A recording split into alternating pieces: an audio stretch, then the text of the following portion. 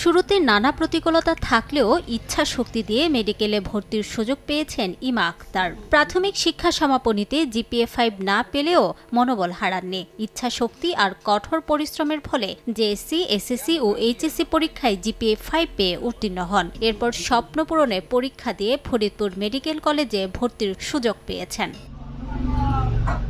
3 বোনের মধ্যে সবার বড় ইমা। দারিদ্রতার সঙ্গে সংগ্রাম করে জয়ী ইমার স্বপ্ন এখন মানবিক চিকিৎসক হিসেবে নিজেকে গড়ে তোলা। আব্বুর ওরকম প্রতি মাসে আমার ওরকম খরচ দিতে পারতো না, তো তারপরেও আমি বাসায় বলতাম না।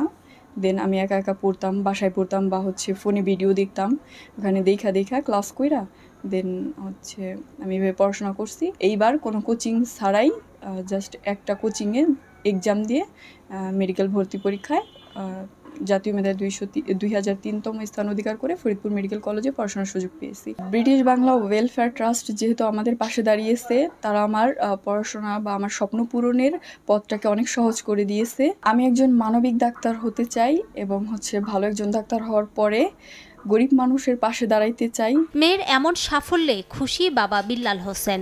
আমার মেয়ে গরিবের ডাক্তার যাতে হইতে পারে, আমাদের কাছে এই প্রত্যাশা।